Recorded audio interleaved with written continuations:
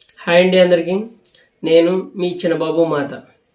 ఈరోజు మనం వేగం అనే టాపిక్ మీద మాట్లాడడం జరుగుతుంది. ఈ వేగం గురించి ఎందుకంటే మనం న్యూస్ పేపర్లో చూసిన, టీవీలో చూసిన ఎక్కువ రోడ్ యాక్సిడెంట్ అనేది వింటూ ఉంటున్నాం తరచుగా. మన చుట్టాల్లో వాళ్ళు, మన గ్రామాల్లో వాళ్ళు ఎక్కువగా యాక్సిడెంట్ గురవుతున్నారని వింటూ ఉంటున్నాం. ఈ యొక్క యాక్సిడెంట్కి గల కారణం ఏంటంటే వేగం. ఈ వేగాన్ని నియంత్రించలేకపోవడం వలన అనేక ఇబ్బందులు పడుతున్నారు అమాయకులైన ప్రజలు. ఎందుకంటే ఈ వాహనాలు నడిపేవాడు వేగంగా నడపడం వలన ఆ నడిపేవాడు కిక్కిస్తుంది, కానీ వాడిని నమ్ముకున్న వారిని నట్టేట ముంచేస్తుంది. ఎందుకంటే ఈ వేగంలో వాళ్ళు మందు తాగి నడపడం వలన అనేక పర్యవసానాలు చాలా జరుగుతూ ఉన్నాయి. మనం 2 నెలల క్రితం చూసుకున్నట్లయితే కర్నూలు జిల్లాలో యొక్క వేమూరు కావేరి బస్సు యాక్సిడెంట్ మనందరికీ తెలిసిందే. ఎందుకంటే ఒక తాగేసి యువకుడు రోడ్డు మీద యాక్సిడెంట్ జరిగి తాను చనిపోయాడు వేగంతో వెళ్ళి. అదే వేగాన్ని కంట్రోల్ చేసుకోలేని బస్ డ్రైవర్ కూడా ఆ యొక్క బైక్ మించి వెళ్ళడం వలన చాలామంది ప్రాణాలు గాల్లోనే కలిసిపోయాయి. దీనికి పర్యవసానం ఏంటంటే వేగాన్ని నియంత్రించుకోలేకపోవడం. మనం సినిమాలో డైలాగ్స్ వింటూ ఉంటాం. వేగం నడిచే ఇంజిన్లో ఉంటుంది మిత్రమా, నడిపేవాడికి నరాల్లో ఉంటుందని డైలాగ్ మనందరికీ తెలిసిందే. ఇవి సినిమాల్లో డైలాగులకి విజిల్స్ వేయడానికి పనికొస్తాయి, కానీ మన నిజ జీవితంలో మాత్రం ఏమాత్రం పనికిరావు. ఎందుకంటే ఈ వేగం అనేది మన లక్ష్యాలకు ఉండాలి, కానీ మన వాహనాలకి ఉండకూడదు. ఎందుకంటే ఈ వేగం మన లక్ష్యాలకు ఉన్నప్పుడు మన యొక్క ఫలితాలు కూడా చాలా బాగుంటాయి. మీరు గమనించారో లేదో నాకు తెలియదు, కానీ ఇప్పుడు గమ్యాలు చేరుకున్న వాళ్ళందరూ కూడా వారి వాహనాలను నెమ్మదిగానే నడుపుతూ ఉంటారు. వారి యొక్క వాహనాల వేగం నెమ్మదిగా ఉన్నా సరే వారి యొక్క ఫలితాలు సురక్షితంగా ఉంటాయి. అదే ఈ వేగంగా నడిపే ఎవరైతే నడుపుతారో వాళ్ళు గమ్యాలలో మాత్రం చాలా స్లోగా ఉంటారు. వారి వాహనాలు వేగంగా ఉంటాయి, కానీ వారి ఆలోచనలు మాత్రం స్లోగానే ఉంటాయి. దీని వేరియేషన్ మనం తెలుసుకుంటే ఈ వేగాన్ని మనం లక్ష్యాలకు ఉపయోగించాలా, వాహనాల కోసం ఉపయోగించాలనేది మనకి తెలుస్తుంది. మన పెద్దలు అంటూ ఉంటారు, మన నిదానమే మన ప్రధానమని. మనం ప్రధానంగా వెళ్ళినట్లయితే ఇదే విధానంలో మనం మంచి సత్ఫలితాలు పొందుకుంటూ ఉంటాం.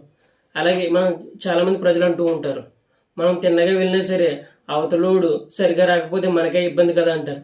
ఆ అవతలోడు నువ్వు కాకుండా ఉండాలంటే నీ వాహనాన్ని, నీ వేగాన్ని నువ్వు నియంత్రించుకోవాల్సిన అవసరం ఉంటుంది. దీని గురించి నేను ఈ వేగం అనే ఈ చిన్న 3 అక్షరాల గురించి దీని అవగాహన కోసం చిన్న కవిత రాశాను. అది మీకు చదివి వినిపిస్తాను.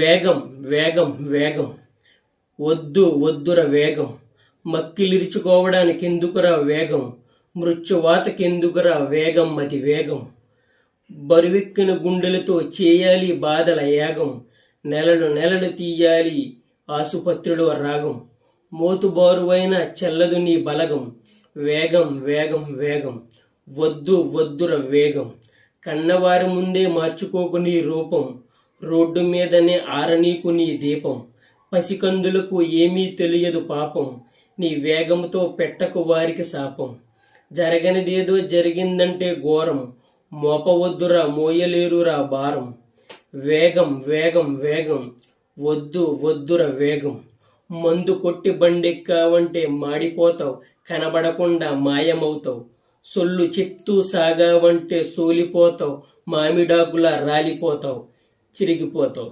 సెల్లతో బండెక్కావంటే చిరిగిపోతావు, కొబ్బరి పిందుల చిరిగిపోతావు, బుర్ర చిదిరి బండెక్కావంటే బద్దలవుతావు, 3 ముక్కలవుతావు, వేగం వేగం వేగం, వద్దుర వేగం, వేగం ఉండాల్సింది నీ వాహనానిక, నీ లక్ష్యానిక, మెదడుకు మేత వేయడంలో చూపించు నీ వేగం, నైపుణ్యాలను నెమరవేయడంలో వినిపించు నీ రాగం, జ్ఞానాన్ని జీర్ణించుటలో జరిపించు నీ యాగం, తోటి వారికి తోడుండుటలో తెగించు నీ భాగం, నీ వేగంతో కుటుంబాన్ని గెలిపించు, నీ వేగంతో సమాజాన్ని కదిలించు. ఈ వేగం అనే అంశం మీద ఈ చిన్న కవితనైతే నేను రాసుకోవడం జరిగింది. అంటే కొంతమందికైనా ఒక అవగాహన అనేది రావడం కోసం అనేది ఈ కవిత రాయడం జరిగింది. ఎందుకంటే మన వేగాన్ని వాహనాల్లో చూపించే కన్నా మన లక్ష్యాల వైపు, మన గమ్యాల వైపు మన వేగాన్ని తీసుకెళ్ళినట్లయితే మంచి సత్ఫలితాలు ఉంటాయి. అదేవిధంగా మన వేగాన్ని ఇతరులకు సహాయపడడానికి, ఇతరులకు నైపుణ్యాలను నేర్పించడానికి ఉపయోగించినట్లయితే మన జీవితానికి ఒక మంచి తృప్తి అనేది ఉంటుంది.